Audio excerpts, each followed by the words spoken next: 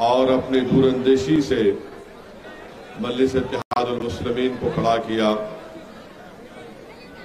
अगर आप मजलिस इत्तेहादुल मुस्लिमीन और सरजमीन दखन की तारीख का मुताला करेंगे तो आपको मालूम होगा कि 1958 में मौलवी अब्दुल वाहिद ओवैसी रहमतुल्लाह अलैह, जो जामे निजामिया के से आलिम फाजिल की डिग्री हासिल की, पेशे के एतबार से एक बेहतरीन वकील थे, जब मजलिस इत्तेहादुल मुस्लिमीन का अहिया उन्होंने किया, पुलिस एक्शन होकर 10 साल का लंबा अरसा हो चुका, अब्दुल वाहिद ओवैसी ने मजलिस इत्तेहादुल मुस्लिमीन का अहिया किया, इसका नाम बदला और उसको हिंदुस्तान के दस्तूर के ताबे बनाया और इस बात का ऐलान किया कि मजलिस इत्तेहादुल मुस्लिमीन हिंदुस्तान के आईन के मुताबिक और हिंदुस्तान के आईन के फंडामेंटल राइट्स के हुकूक जो दिए गए उसको हासिल करने की लड़ाई लड़ेगी और मजलिस इत्तेहादुल मुस्लिमीन गरीब और कमजोर और मजलूमों के लिए काम करेगी और मजलिस इत्तेहादुल मुस्लिमीन सियासत में इसलिए हिस्सा लेगी ताकि गरीब और मजलूमों को इंसाफ मिल सके। सियासत में इसलिए हिस्सा लेगी ताकि उनकी एक सियासी क़ियादत खड़ा किया जाए और ये मकसद को लेकर अब्दुल वाहिद ओवैसी रहमतुल्लाह अलैह आगे बढ़े। यही अब्दुल वाहिद ओवैसी थे जिन्होंने उस वक्त के आंध्र प्रदेश में इस बात का मुतालबा किया था कि उन मुसलमानों को रिजर्वेशन मिलना चाहिए जो इनकम टैक्स अदा नहीं करते। अब्दुल वाहिद ओवैसी की दूरंदेश निगाहें ये देख चुकी थी कि हमारे भारत के संविधान और आईन में आर्टिकल 15 और 16 के तहत रिजर्वेशन तालीम में और रोजगार में मिल सकता है। इसीलिए सबसे पहले अगर उस वक्त के आंध्र प्रदेश में किसी सियासी शख्सियत ने या किसी मजहबी शख्सियत ने इस बात का मुतालबा किया तो उनका नाम अब्दुल वाहिद ओवैसी था। जब सबसे पहले बैकवर्ड क्लास का कमीशन बनाया गया, मरहूम सदर फखरे मिल्लत अलैहिर्रहमान ने इस बात का मुतालबा किया कि मुसलमानों को उनकी पसमानदगी की बुनियाद पर रिजर्वेशन मिलना चाहिए और यही वजह है कि अब्दुल वाहिद ओवैसी को उस वक्त की कांग्रेस की हुकूमत ने 11 महीने जेल में नजरबंद किया और उस वक्त की कांग्रेस की हुकूमत ने अब्दुल वाहिद ओवैसी के अकाउंट्स को सीज कर दिया।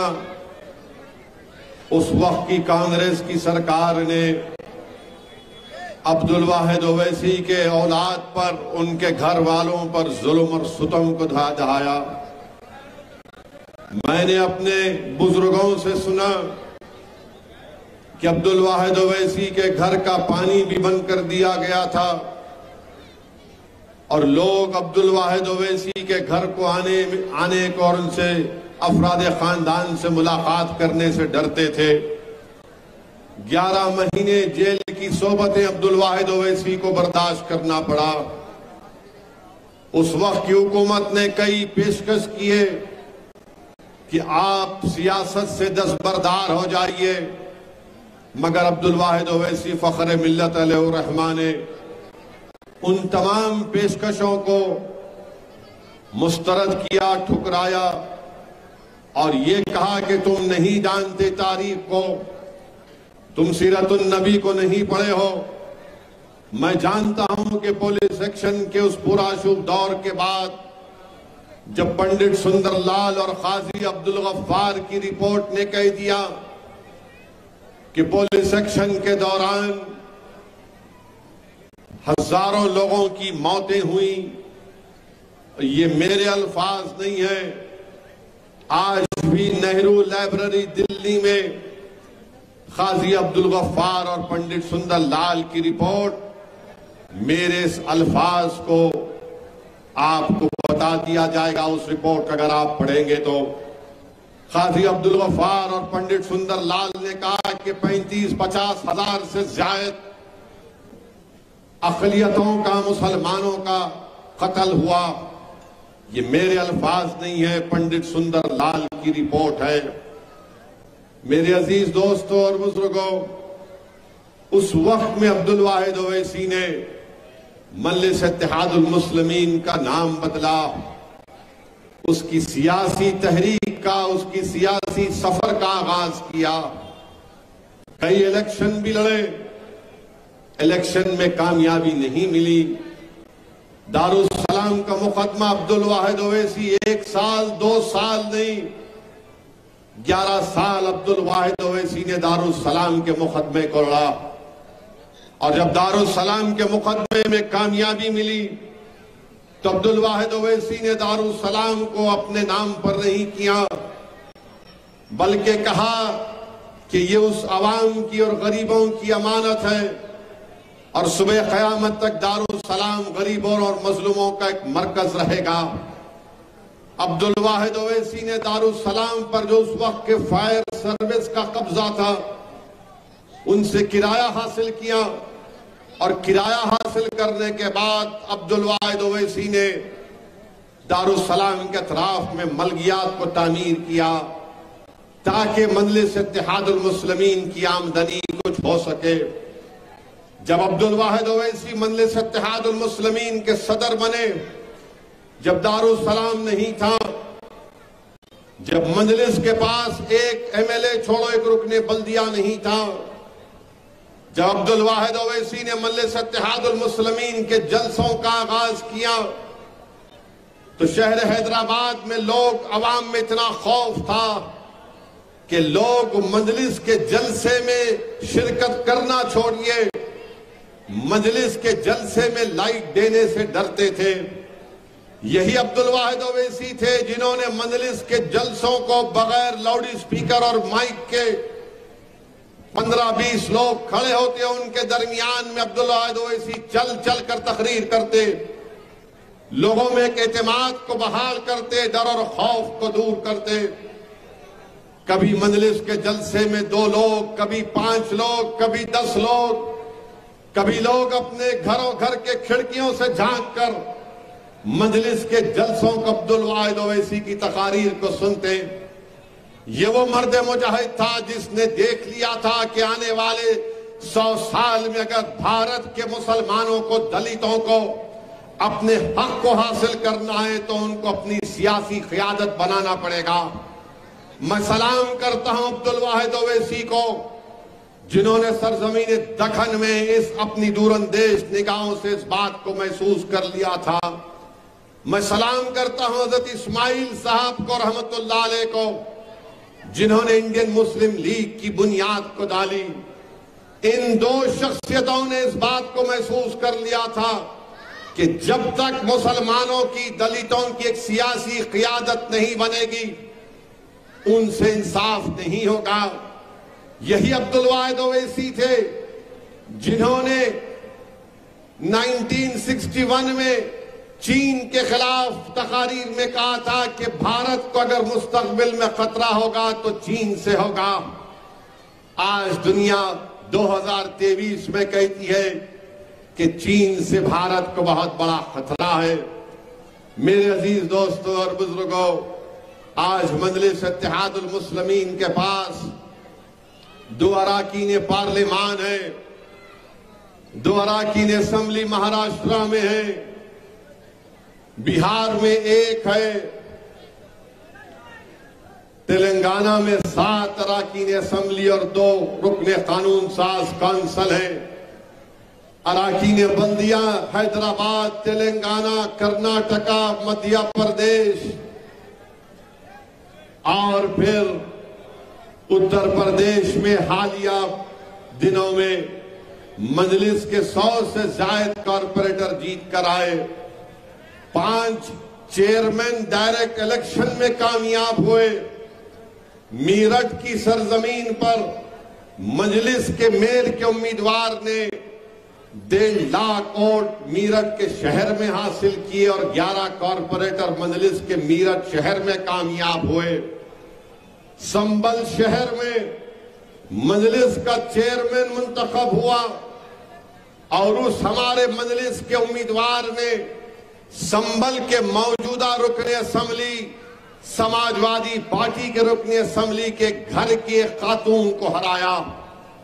मैं आज के जलसे से उन तमाम उत्तर प्रदेश के उन जिम्मेदारों को, उन लोगों को शुक्रिया अदा करता हूं जिन्होंने मजलिस के हक में अपने वोट का इस्तेमाल किया।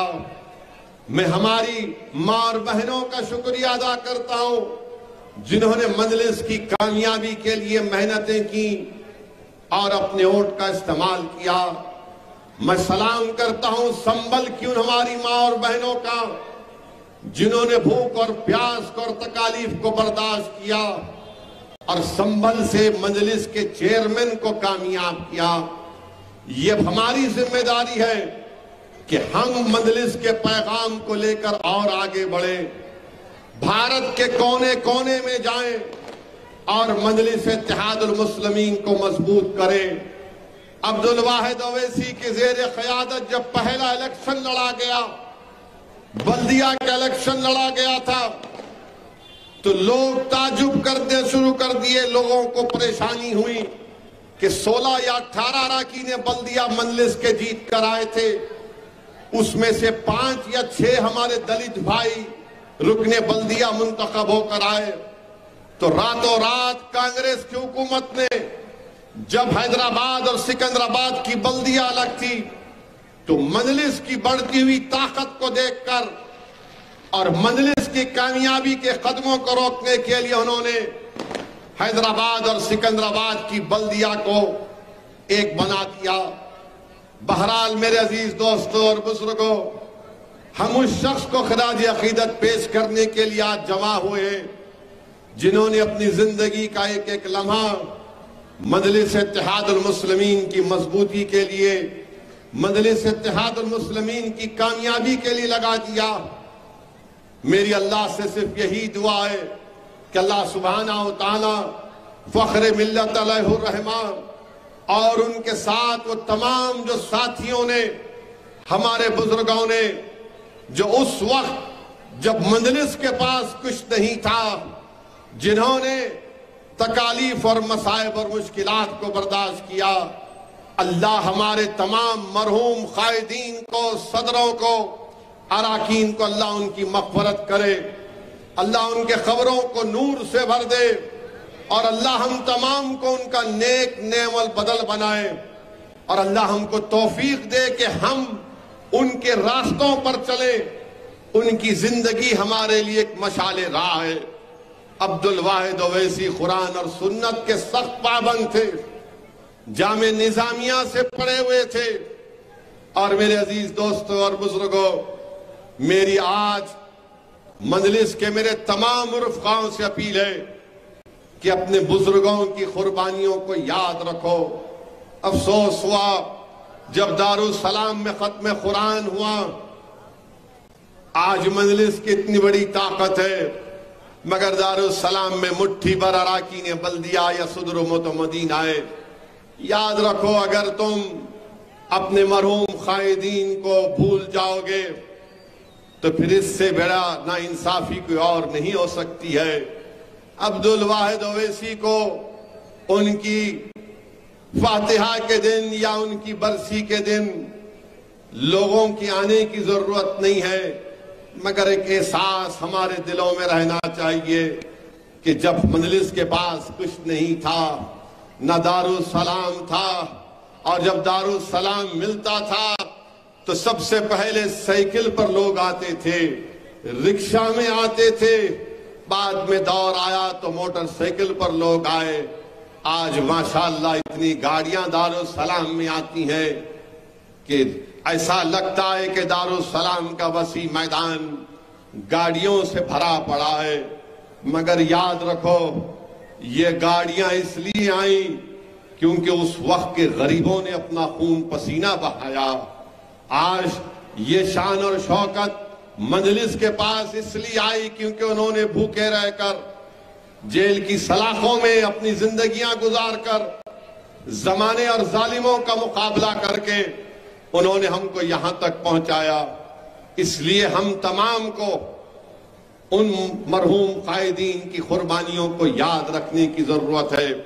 मेरे अजीज दोस्तों और बुजुर्गों, आज तेलंगाना रियासत में 10 साल तेलंगाना रियासत को बनकर मुकम्मल हुए।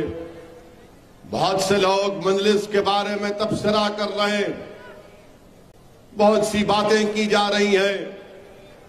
मैं उन तमाम लोगों से ही कहूंगा, याद रखो, मजलिस अपने मौक़िफ़ में कभी तब्दीली पैदा नहीं करती।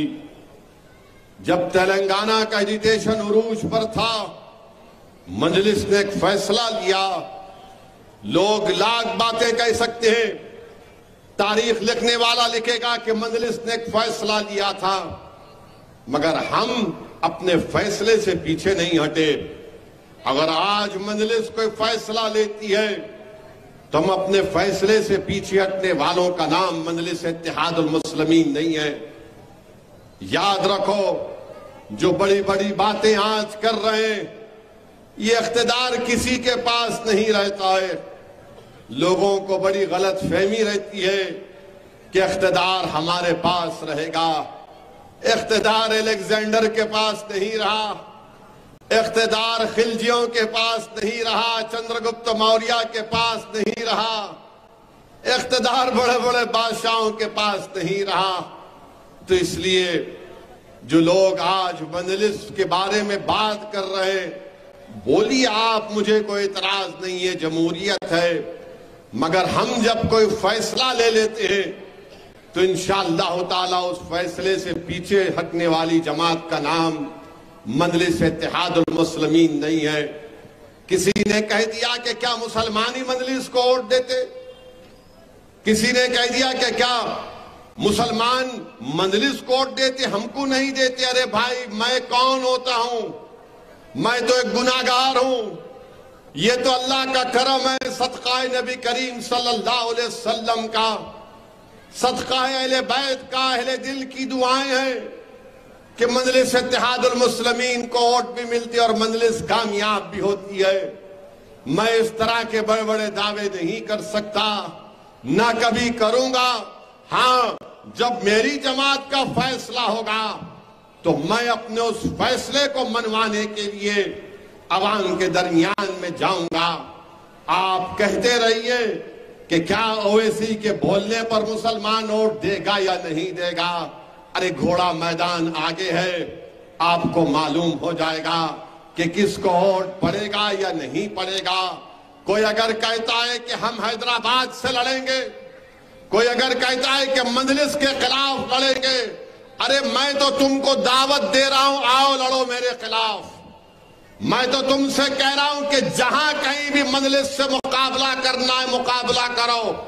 मैं मुकाबला करने में जितना मुझे मजा आता है, बातचीत में मुझे मजा नहीं आता है। आओ मुकाबला करो, जमहूरियत है। मगर मुकाबले से पहले ये क्यों पुकार रहे हो मुकाबला करेंगे? आओ बाबू मुकाबला करो। हम बहुत सोच से मुकाबला करके आए। नीलम संजीवा रेड्डी ने समझा कि अब्दुल वाहिद ओवैसी को 11 महीने जेल में डालने से अब्दुल वाहिद ओवैसी की हिम्मत टूट जाएगी, मजलिस नहीं बढ़ेगी। मगर 11 महीने की जेल की सौबतें और तकालीफ अब्दुल वाहिद औवैसी के हौसले और अज़म में इजाफा कर दिया। कांग्रेस ने समझा कि इनके बैंक अकाउंट को बंद कर देंगे और अब्दुल वाहिद औवैसी की औलाद पर पीने का पानी बंद कर देंगे। मगर लोग नहीं जानते थे कि अब्दुल वाहिद औवैसी ने अपनी औलाद की, अपनी नस्लों की इस तरह तरबियत नहीं की, क्योंकि अब्दुल वाहिद औवैसी जानते थे कि करबला में क्या हुआ। अब्दुल वाहिद औवैसी सीरतुन नबी के तालिब इल्म थे। इसीलिए मेरे अजीज दोस्तों और बुजुर्गों, मुकाबला करो। कौन रोक रहा आपको? अरे आओ मुकाबला करो हैदराबाद की पार्लियामेंट से। तुम हैदराबाद से लड़ो, मैं मेदक भी जाऊंगा, सिकंदराबाद भी जाऊंगा औरंगाबाद भी जाऊंगा, किशनगंज भी जाऊंगा। अरे ये मेरी मर्जी है, मेरी जमात का फैसला होगा। मगर ये मत कहो जब मुकाबला होगा तो रोना नहीं। अरे ये क्या बात है। इसीलिए बड़ी बड़ी बातें करना ये इन लोगों को ज़ेब नहीं देता। मुकाबला करेंगे। अरे कौन रोक रहा भाई मुकाबले से आपको। हम तो हमेशा बोलते हैं कि जमहूरियत की खूबसूरती है कि मुकाबला होना चाहिए। आप आइए, आपको लड़ना है लड़िए, हैदराबाद लड़िए, चंद्रायन गुट्टा लड़िए अकबर के खिलाफ, कहीं से भी लड़िए, नामपल्ली लड़िए, आप कभी याकूतपुरा लड़ लीजिए, मलकपेट लड़ लीजिए, कौन रोक रहा आपको। आइए मुकाबला करिए। हम भी मुकाबला करने को तैयार हैं। हम क्या यहां पर जो पहुंचे हैं, हम कैसे पहुंचे यहां पर? डीलिंग करके पहुंचे नहीं, लड़के पहुंचे। अगर यहां तक पहुंचे तो कुर्बानियां देकर पहुंचे। अगर हम यहां तक पहुंचे और इंशाअल्लाह सुबह कयामत तक आगे बढ़ते रहेंगे तो कुर्बानियां देते रहेंगे, मुकाबला करेंगे, जालिमों से मुकपंजा आजमाई करते रहेंगे। अरे इख्तिदार पर बहुत लोग बैठे, नीलम संजीवा रेड्डी से लेकर अब तक सबने ही कहा कि इख्तिदार मेरे पास से नहीं जाएगा। अरे इख्तिदार किसी के पास रहने वाला नहीं है। मुकाबला करिए, कौन रोकता है आपको? अरे मैं कौन होता हूं मुसलमानों को बोलने के लिए? मैं कौन हूं? मैं तो गुनाहगार हूं। मैं तो सिर्फ मुसलमानों के, दलितों के, कमजोरों के दरमियान में खड़े होकर उनकी लड़ाई लड़ता हूं, उनके हुकूक की बात करता हूं, उनके हक के लिए लड़ता हूं। और अगर ये मेरा जुर्म है तो सुन लो, मैं ये जुर्म करता रहूंगा, क्योंकि मुझे यही बताया गया है कि जो कमजोर है उसको तुम्हारी आंखों में मजबूत रखो, जो सबसे आखिर है उसको सबसे सामने लेकर आओ। यही हमको बताया गया है।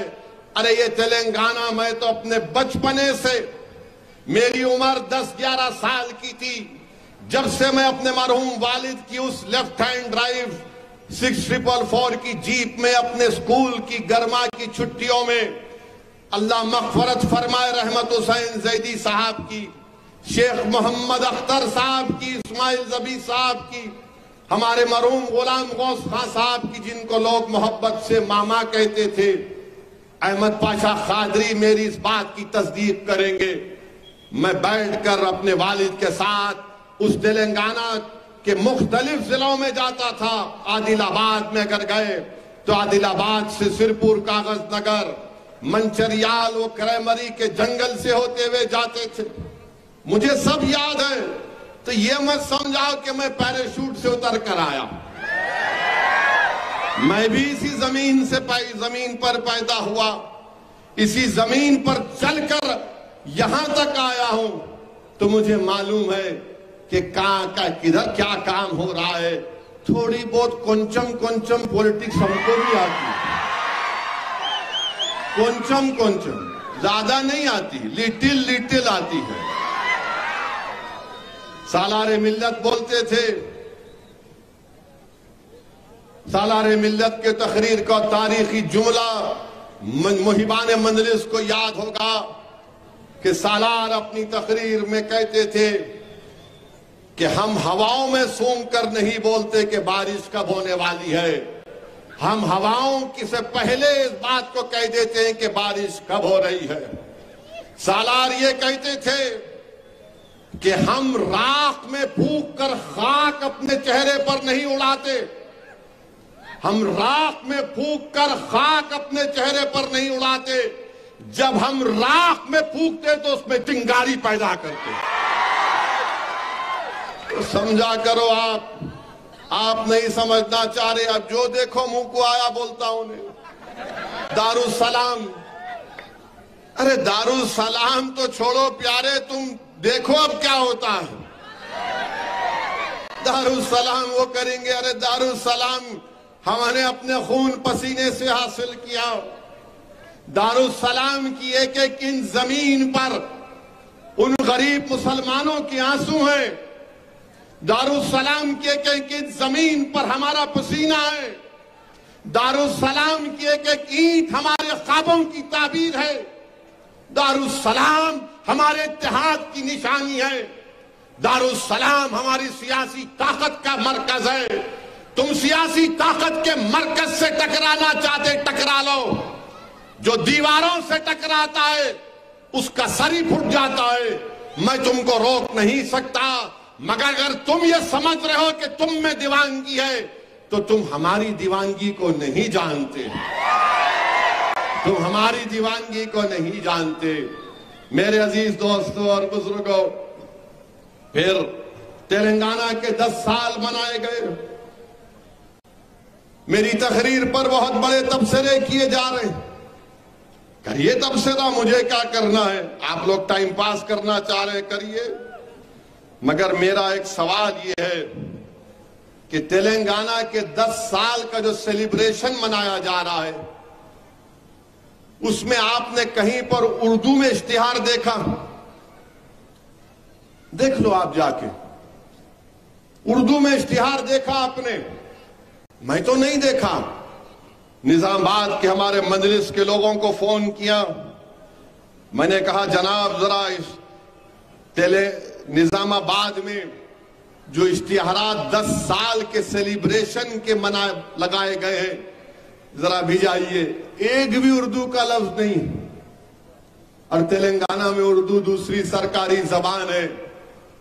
और उर्दू एकेडमी को 4 साल में 101 करोड़ रुपए दिए गए थे, जिसमें से उर्दू एकेडमी 101 करोड़ जो 4 साल में दिए गए थे उसमें से सिर्फ 37 करोड़ रुपए खर्चा किए।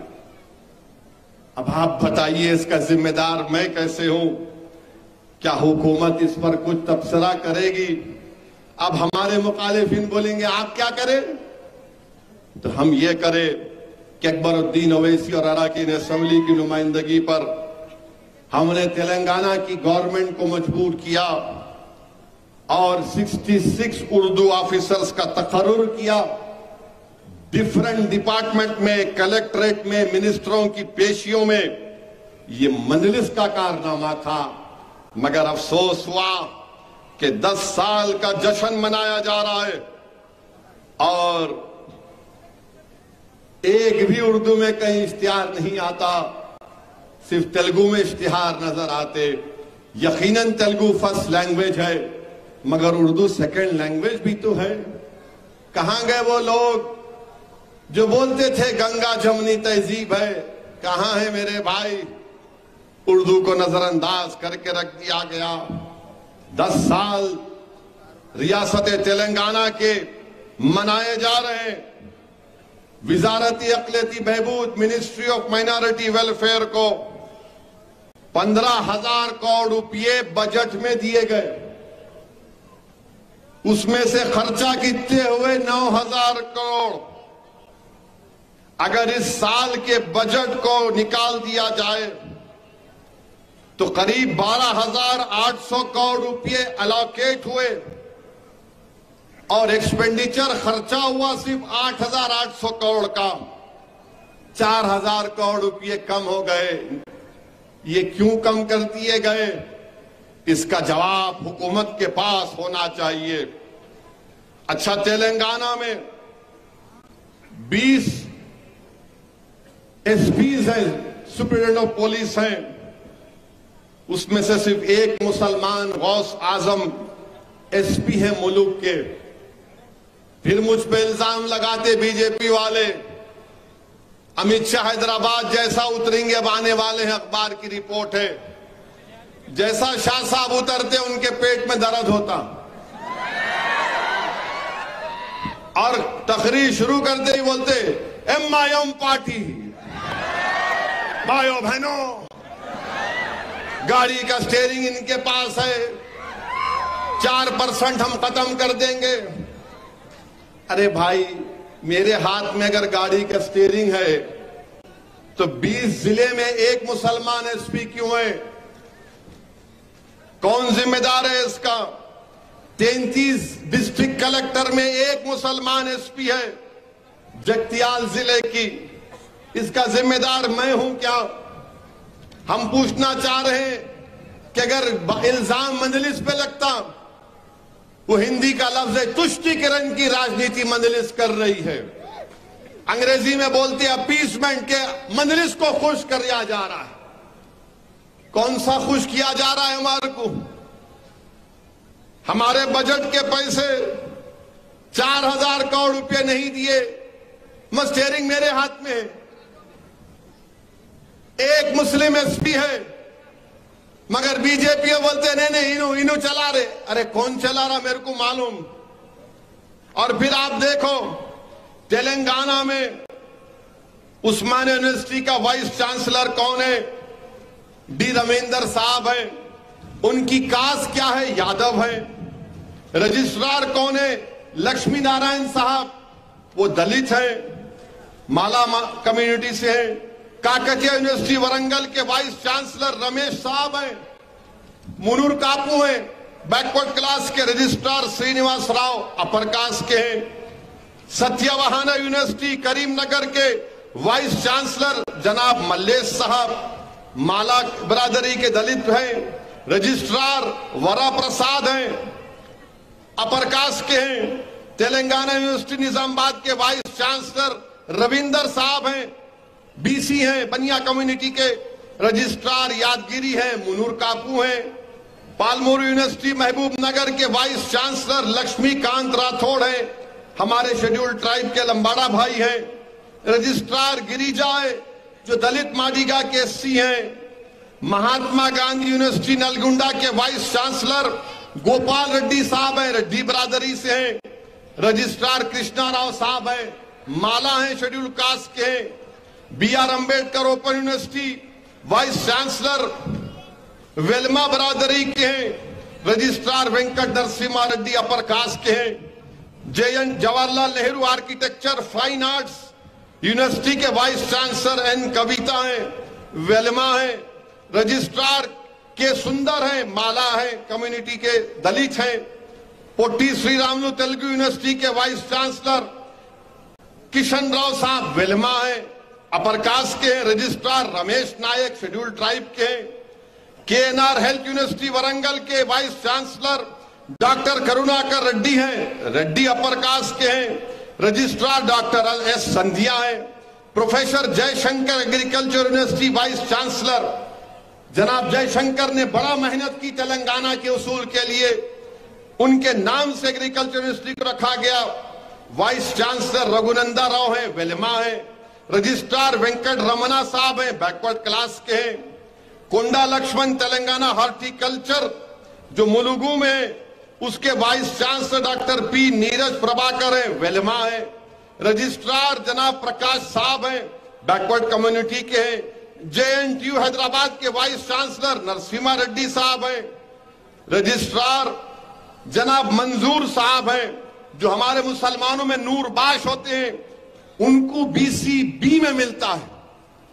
अब जो मुझ पर इल्जाम लगाते हैं और जो झूठा प्रोपेगेंडा करते हैं और जो ये कहते हैं कि क्या ओवैसी बोलने से मुसलमान वोट देगा, तो बताओ 15 यूनिवर्सिटीज में एक भी मुसलमान वाइस चांसलर क्यों नहीं है? क्या हमारे पास पढ़े लिखे प्रोफेसर नहीं है? 15 यूनिवर्सिटी में एक भी वाइस चांसलर नहीं है। और कितने बनाए गए? वेलमा बरादरी के 6 वाइस चांसलर, रेड्डियों के 4, मुनूर कापू भाइयों के 2, यादवों का 1, शेड्यूल्ड कास्ट का 1, शेड्यूल्ड ट्राइब का 1 वाइस चांसलर। मुसलमान को क्यों नहीं मनाया गया? इसका जवाब कौन दिया जाएगा? और आप कल बोलेंगे नहीं इन्हों फिरका परस्ती करते, इन्हों कम्युनल बात करते। अरे भाई, जब सबको बनाया जा रहा है तो मुसलमान को क्यों नहीं बनाया गया? और बोलो बीजेपी वालों, मुनूर कापू लोगों को 2-2 वाइस चांसलर बनाए गए। अब इस पर आप क्या बोलेंगे? वेलमा बरादरी के 6 वाइस चांसलर, रेड्डी बरादरी के 4, और no Muslim, but I am communal. मैं फिरका परस्त हूं, इतनी बड़ी लिस्ट आपके सामने दे दिया। अब बताओ आप कौन जिम्मेदार है इसका? अच्छा, हद तो ये हो गई, ये जुबली हिल असेंबली कॉन्स्टिट्यूंसी है, बाजू आपकी है ना, वहां पर नए पुलिस स्टेशन बनाए जा रहे थे, तो वहां की आवाम ने कहा कि ठीक है, पुलिस ने प्रपोजल दिया, मेरा भी नहीं था, कि एक टोली चौकी पुलिस स्टेशन बनाया जाएगा। तो वहां के एमएलए साहब को तकलीफ हो गई, बोले नहीं टोली चौकी नाम कैसा? तो हमने कहा शेख पेट, तो बोले नहीं टोली चौकी नहीं, शेख पेट भी नहीं, नया पुलिस स्टेशन फिल्म नगर। आखिर टोली चौकी से शेख पेट को वहां के एमएलए को इतनी नफरत, एलर्जी क्यों है? क्यों है आखिर?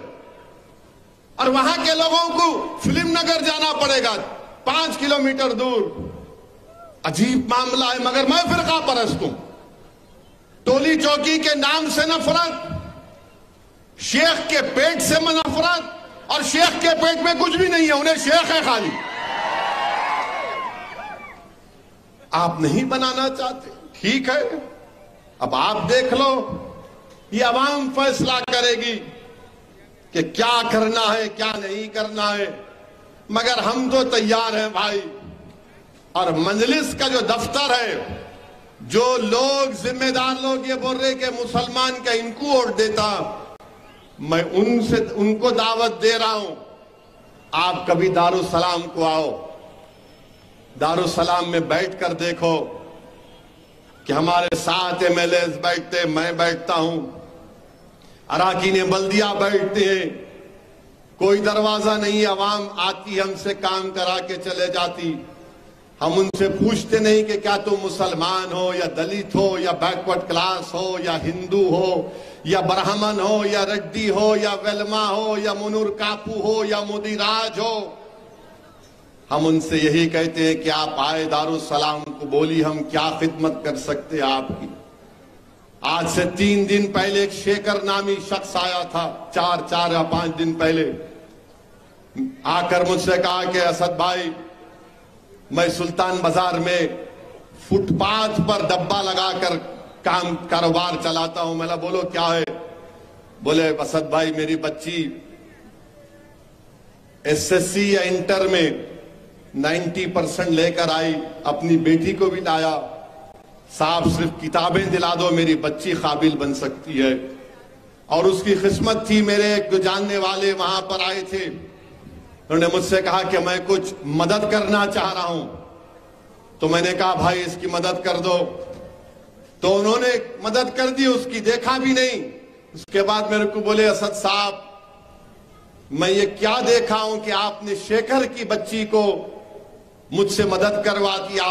मैंने कहा देखो भाई, शेखर हो या शेख हो, हर एक की बेटी को पढ़ना चाहिए, हम कोई तफरका नहीं करते। मदद इंसान की करना जो मजलूम है, जो कमजोर है। उन्होंने कहा कि मैं सुनता था कि मजलिस के बारे में, मगर आज दारुसलाम को आकर देखा, मैंने जिंदगी में उस शेखर को नहीं देखा, जिंदगी में नहीं देखा। वो कौन है? उसकी बच्ची पढ़ेगी, काबिल बनेगी, मुल्क का नाम रोशन होगा, तेलंगाना मजबूत होगा, हैदराबाद मजबूत होगा। मेरे अजीज दोस्तों और बुजुर्गों, दारुसलाम में हम बैठ के काम करते, हम अपॉइंटमेंट लेके लोग नहीं आते हमारे पास, अपॉइंटमेंट लेके आने का टाइम ही नहीं है हमारे पास। और अगर कोई दारुसलाम में आकर मुझसे बोलता मेरे को फुला शख्स भी जाए, तो मैं उनको बोलता हूं फुला शख्स को आके बोलो तुमको जानते। साफ हम कहते हैं वो फुला नहीं, डायरेक्ट आओ, बात करो, काम हुआ अच्छा है। बाज़ वक़्त नहीं भी होता, बाज़ वक़्त नहीं भी होता काम, मगर लोग अवाम को मालूम कि यहां पर गए तो इन लोग मिल जाते, यहां पर गए तो इनका काम हो जाता। मेरे अजीज दोस्तों और बुजुर्गों, ये मजलिस इत्तेहादुल मुस्लिमीन का निजाम, ये काम का तरीका सालारे मिल्लत ने डाला था। तो अजीज दोस्तों और बुजुर्गों, और फिर तेलंगाना की हुकूमत से मैं खास तौर से ये कहना चाहूंगा ये धरनी बहुत बड़ा दर्द हो गया भाई। अब आप लोगों को नहीं मालूम धरनी से क्या फायदा हो रहा आपको, मगर धरनी में वो जो हिबा होता है ना, ओरल गिफ्ट, ओरल गिफ्ट जब करते धरनी में चढ़ता ही नहीं है। सुप्रीम कोर्ट के फैसले बता दिए, सुप्रीम कोर्ट का फैसला है ओरल गिफ्ट हो सकता मुसलमानों में, मगर धरनी में चढ़ता ही नहीं उन्हें। अरे कैका धरनी है भाई ये। और फिर धरनी के ताल्लुक से हम तो हुकूमत को बताना चाहेंगे, अगर एक पर्टिकुलर सर्वे नंबर रिकॉर्ड हो गया नेशनल खाता बोल के और रिकॉर्डेड हो गया प्रोहिबिटेड प्रॉपर्टीज वेबसाइट में, तो सर्वे नंबर को बदल ही नहीं सकते। और धरनी से लोग परेशान हो रहे हैं, गरीब परेशान है। फिर कन्वर्जन ऑफ लैंड नाला करेंगे, ये आपका शेरलिंगमपल्ली, गंडीपेट, बालापुर, महेश्वरम, आपका इलाका राजेंद्र नगर, केसरा, मलकाजगिरी, यहां पर कीमतें बढ़ गई, नॉन एग्रीकल्चर प्लॉट है, तो इसको बदलना जरूरी है ना। नाला टू प्लॉट उन्हें करता ही नहीं धरनी, यानी इतने तकालीफ इस धरनी में। फार्म 32A का मसला है, उसमें क्या होगा बताओ आप। अच्छा, कई इसमें चीजें लिख कर लेकर आया हूं मैं, कई बार लेटर भी लिखा चीफ मिनिस्टर को, अब दोबारा लिख देता हूं। नहीं मालूम पहुंचेगा या देखेंगे क्या करेंगे, वो उनका मामला है, मगर धरनी से गरीब बहुत परेशान है, अवाम बहुत परेशान है, और हिबा तो होता ही नहीं है। अच्छा, ये जो बीजेपी के लोग पूरे मुल्क में, पूरे देश में नफरत की फिजा को बढ़ा रहे हैं। अभी महाराष्ट्र कोल्हापुर में एक धरना हो गया, 30,000 आरएसएस के लोग रोड पर निकल कर आ गए, और क्या निकल कर आए कि किसी ने टीपू सुल्तान की फोटो लेकर निकला, तो आप रोड पर निकल कर आ गए। मैं नरेंद्र मोदी देश के प्रधानमंत्री, वजीर आजम से और बीजेपी आरएसएस से पूछना चाहता हूं, जब आपने अनलॉफुल एक्टिविटीज प्रिवेंशन एक्ट में उसके फर्स्ट शेड्यूल में आपने 44 ऑर्गेनाइजेशन को कहा कि बैन है, तो आप एक लिस्ट बना दो कि नाम टीपू रखे तो बैन, औरंगजेब रखे तो बैन, बाबर रखे तो बैन, खिलजी रखे तो बैन, जहांगीर रखे तो बैन, बहादुर शाह जफर रखे तो बैन, शाहजहां रखे तो बैन, कुली कुतुब शाह रखे तो बैन। निकाल दो लिस्ट, ये नाम भी नहीं रख सकते आप, बोल दो। टीपू की फोटो लेकर गए, तो उनका एक मिनिस्टर है महाराष्ट्र का, गार्डियन मिनिस्टर दीपक केसरकर उनका नाम है, उन्होंने बोले कि हम 21 लोगों को पकड़ लिए। फोटो रखना जुर्म है तो बताओ कौन सा सेक्शन है आईपीसी का। आपके पास प्रोहिबिटेड लिस्ट है तो नामों की लिस्ट भी बना दो आप, और बोल दो कि असदुद्दीन ओवैसी नाम नहीं रखना, वरना उसकी जबान से भड़काऊ भाषण निकलता है। बोल दो ये नाम नहीं रख सकते आप। और अब ये बोल दो कि वो प्रोहिबिटेड नामों की लिस्ट में हम गोडसे का नाम नहीं रखेंगे क्योंकि हमारा प्यारा है, हम आपटे का नाम नहीं रखेंगे क्योंकि हमारा वो दिलबर है, मदन लाल पहला का नाम नहीं रखेंगे क्योंकि हमारा दूध पेड़ा है। अब नाम पे भी मामला आ गया, नाम पे।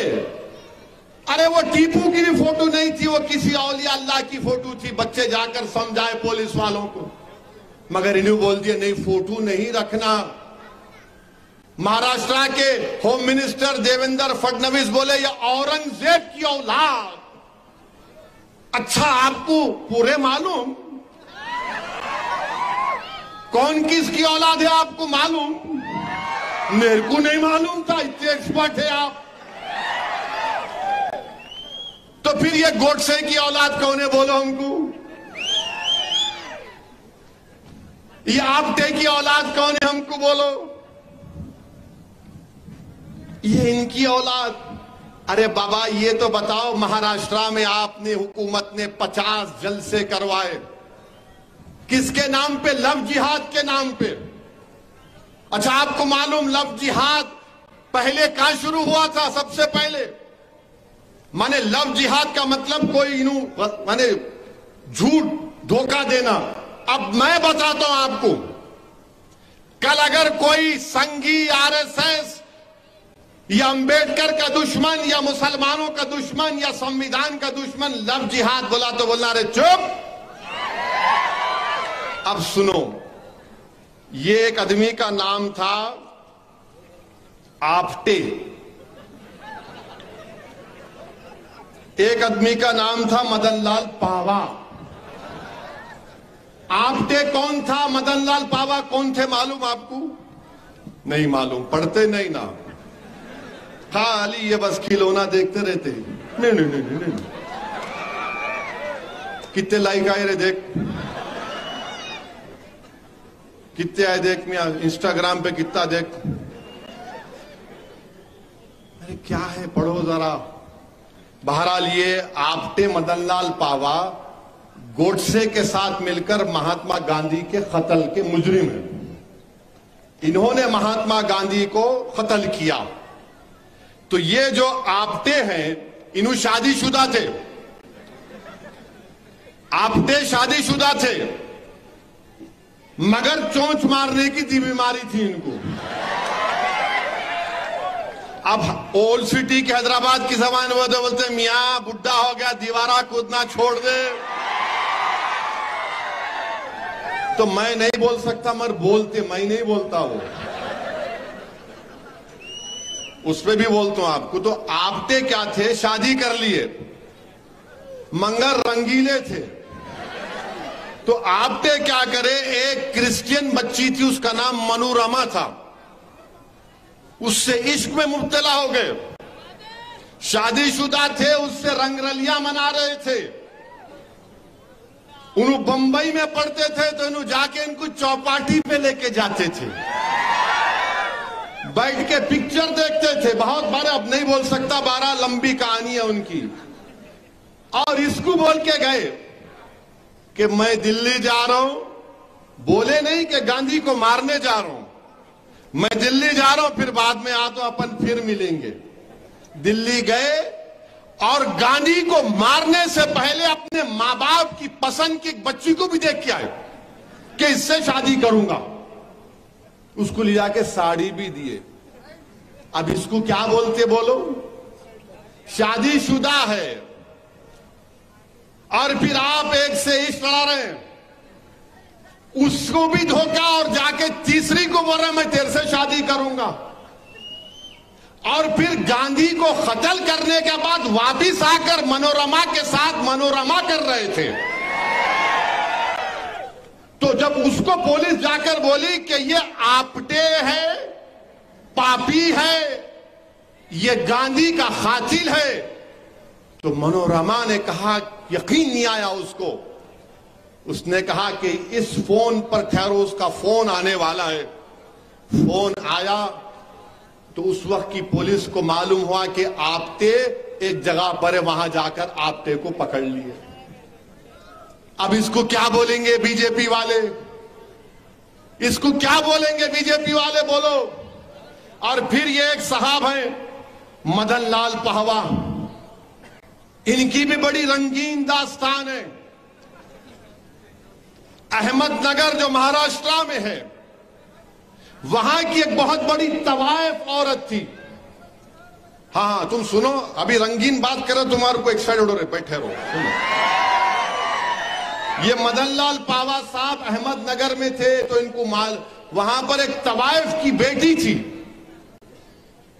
वो तवायफ की बेटी से इश्क में मुब्तला हो गए और उसके साथ उन्होंने जो भी, तो मदनलाल पावा, उसका नाम शेवंती था। क्या नाम था उसका? शेवंती। ये मदन लाल पाहवा भी गांधी के कत्ल में मुलविस थे। ये रेफ्यूजी थे, पाकिस्तान उस वक्त के वहां से आए थे। गांधी के कत्ल के बाद जब इनको गिरफ्तार किया गया तो ये शेवंती जिसने कसम खाई थी कि मैं तवाइफ की तरह जिंदगी नहीं गुजारूंगी, मैं मदन लाल पाहवा के साथ शादी करूंगी, उसका दिल इतना टूटा कि वो अपनी मां की तरह तवाइफ बन गई। ये वो लोग हैं। अरे ये लोग धोखा देने वाले हैं, ये लोग गंदे लोग हैं। और 1988 में शेवंती की मौत हुई। अब आप बताओ, अच्छा ये मदन लाल पाहवा गांधी के कत्ल में सजा हुई, फांसी नहीं हुई थी, छूट गए। 64 में छूटे, तो 64 में छूट गए तो लैला के पास जाना ना, देखो मैं आ गया, नहीं गए, शादी कर लिए। इन्हों आके हमको आईना दिखा रहे, अरे तुम्हारी तारीख को जानता हूं मैं, तुम्हारा शिजरा खोल सकता हूं पूरा। अब खाली 2 एग्जाम्पल दिया हूं, अगर और दूंगा तो बहुत तकलीफ हो जाएंगी बीजेपी संघ परिवार वालों को। अब आप हमको बोल रहे लव जिहाद। अच्छा वो एक भोपाल का मजे का किस्सा हुआ, पढ़े अखबार में? नहीं पढ़े, नहीं पढ़ते तुम लोग। खैर मैं ही पढ़ा। वो एक बीजेपी की एमपी है मोहतरमा, उन पे बहुत बड़ा वो मालेगांव का मुकदमा चल रहा। तो एक बच्ची के अम्मा बाबा उनको जाके बोले, मैडम हमारी बच्ची किसी के इश्क में मुब्तला हो गई। तो उन्होंने बोले उसका एक ही इलाज है, उसको ले जाकर केरला पिक्चर दिखाएंगे। क्या नाम है केरला? हाँ? हमारे एमएलए अच्छा जानकारी रखते हैं। तो बहरहाल केरला स्टोरी लिख जाके वो मैडम दिखाए बच्ची को, उन्हें देखने के दिन उसी रात अपने घर से भाग गए। अरे क्या दिखाया रे भाई तू उसमें? उन्हें भाग गए। मीडिया लिखा, मैंने लिखा, उन्हें भाग गए। इसीलिए हम बोल रहे गवर्नमेंट से, ये इश्क के मामलात में मत आओ आप, जो सही कर रहा है कर लें दो, मगर आप कबाब में हड्डी नहीं बनेंगे बल्कि पत्थर बनेंगे। अब आप बोलते लव जिहाद। अच्छा अगर महाराष्ट्र में लव जिहाद हो रहा है तो एक एस्टिमेट दो, नंबर दो कि अहमदनगर में ये हुआ, कोल्हापुर में ये हुआ, सांगली में हुआ, वेस्टर्न महाराष्ट्र में हुआ, मराठवाड़ा में हुआ। बताओ कुछ नहीं है। नहीं, लव जिहाद हो रहा है। कहां हो रहा है, किधर हो रहा है? 50 जलसे बीजेपी की सरकार ने महाराष्ट्र में करवाए, सिर्फ नफरत फैलाने के लिए, मुसलमानों को, इस्लाम को बदनाम करने के लिए। और मैं खड़े होकर जिम्मेदारी के साथ कह रहा हूं कि साजिश यही है कि पार्लियामेंट के इलेक्शन से पहले महाराष्ट्र में कोई फसाद करवाया जाए। मैं सलाम करता हूं औरंगाबाद के हमारे मजलिस के अरकान को और इम्तियाज जलील को।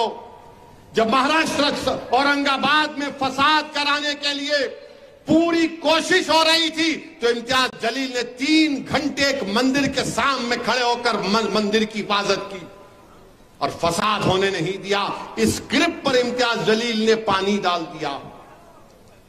इसीलिए हम महाराष्ट्र की बीजेपी की हुकूमत से, गवर्नमेंट ऑफ इंडिया से ये कह रहे हैं कि आप रोको इन चीजों को। महाराष्ट्र में आपको पार्लियामेंट जीतना है वो अलग बात है, मगर इस तरह से नहीं होगा।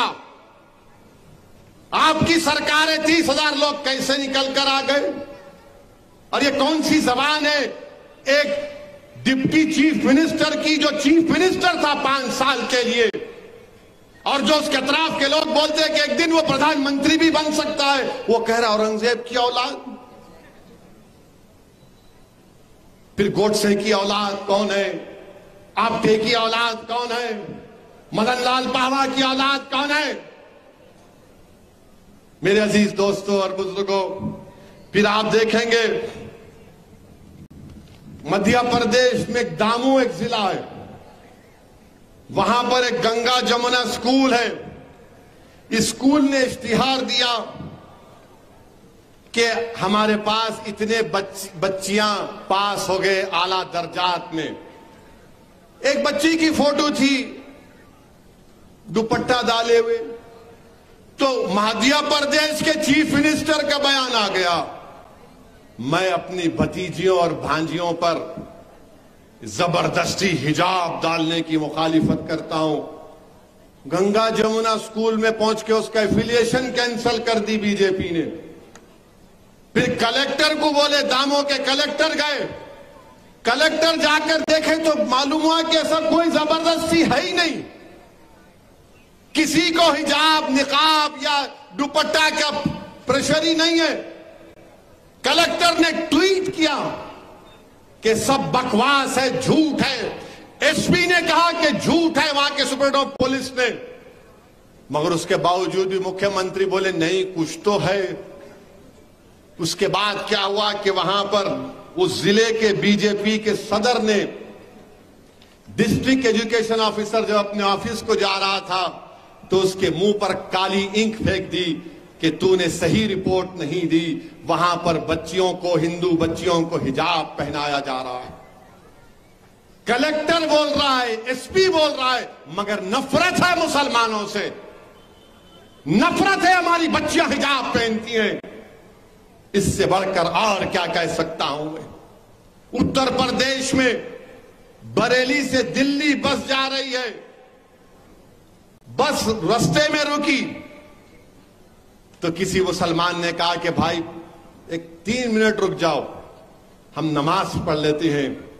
नमाज पढ़े तो क्या हुआ, 3 मिनट सिर्फ 2 मुसलमान नमाज पढ़े तो कृष्णपाल सिंह ड्राइवर को और मोहित यादव जो कॉन्ट्रैक्ट का एम्प्लॉय कृष्णपाल यादव को सस्पेंड कर दिए, मोहित यादव को बरतरफ कर दिए। क्या बोलते, सिर्फ 2 मिनट बस ज्यादा रुकी, मुसलमान नमाज पढ़े। अरे नमाज पढ़े तो क्या क़यामत आ गई बोलो। अगर नमाज पढ़ना गुनाह है तो पूरे गवर्नमेंट के दफ्तरों से किसी का भी मजहबी निशान नहीं होना चाहिए। फिर कोई कलेक्टर का ऑफिस का इनाग्रेशन हो, सेक्रेटेरिएट का हो, कोई मजहबी त्योहार नहीं होना चाहिए। 2 मिनट के लिए बस रुकी तो आपने बस के ड्राइवर को सस्पेंड, और बेचारा जो कॉन्ट्रैक्ट एम्प्लॉय था मोहित यादव, उसको आपने बरतरफ कर दिया। और सबका साथ, सबका विकास, सबका विश्वास की आप बात करते हैं। मेरे अजीज दोस्तों और बुजुर्गों, वहीं पर आप देखो ये जो हमारे दुश्मन है सियासी, बार बार खड़े होकर बोलते कांग्रेस ये, कांग्रेस वो, हमारी वो है, हम ये करेंगे वो करेंगे। अजी हजरत खाली बोलते या कुछ करते भी तुम लोग। राजस्थान में मौसम खान एक नामी शख्स को लक्ष्मणगढ़ के उनको जला दिया गया। कांग्रेस की सरकार है। फिर वहां पर जुनैद और नसीर को जिंदा जला दिया गया, किडनैप करके लेकर गए हरियाणा को, जिंदा जला दिया जुनैद नसीर को। 4 महीने हो गए, 11 में से खाली 3 को पकड़े। 15 लाख का ऐलान, सिर्फ 5 लाख दिए। अरे कांग्रेसियों जो मजलिस पर उंगलियां उठाते हैं, जाओ ना वहां जाकर बोलो तुम्हारे कांग्रेस के चीफ मिनिस्टर को, अशोक गहलोत को। और हद तो यह हो गई कि जो हाफिज जाबिर, जो जुनैद और नसीर के इंसाफ के लिए लड़ रहा था, उस पर 307 का झूठा मुकदमा डाल के जेल को भिजा दिए। उसके साथ 4 औरतों पर केस बुक कर दिए। अब आप बताइए मेरे अजीज दोस्तों और बुजुर्गों, ये क्या हो रहा है हमारे मुल्क में। मेरे अजीज दोस्तों और बुजुर्गों, नफरत फैलाने का काम किया जा रहा है, लड़ाई लगाने का काम, आग लगाने का काम हुकूमतें कर रही हैं। कांग्रेस की हुकूमत है, इंसाफ नहीं करते। अरे आप 4 महीने हो गए 15 लाख नहीं दे सकते अशोक गहलोत? आप 4 महीने हो गए आप गिरफ्तार नहीं कर सकते जुनैद नसीर के कातिलों को? मगर ये जो सेकुलरिज्म का निकाब पहनकर मजलिस पर वार करते हैं, अरे चुल्लू भर पानी में तुम लोग डूब मरो तुम लोग। तुम में हिम्मत नहीं है ये तमाम बातें करने की।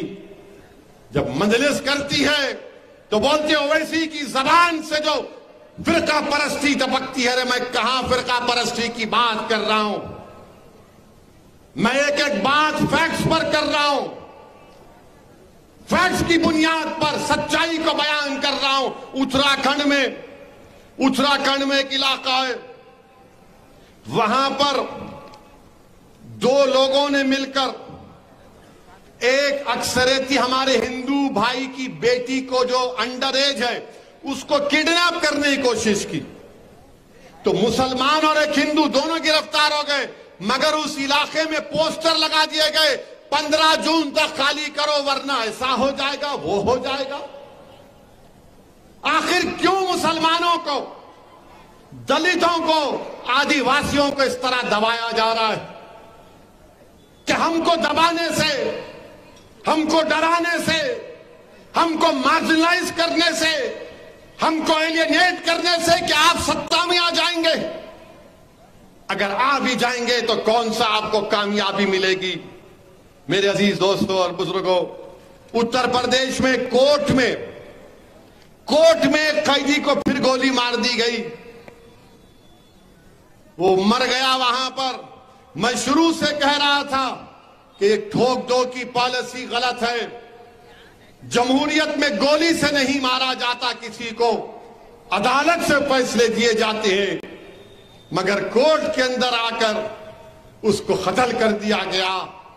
अब आप बताइए कौन सी चीज बाकी रह गई है? अब लोग हम पे कहते नहीं नहीं अभी भी ऐसा करना है, अभी भी वैसा करना। रे मेरे भाई, सच्चाई को पहचानो, सच्चाई को जानो, अपने फैसले सही लो।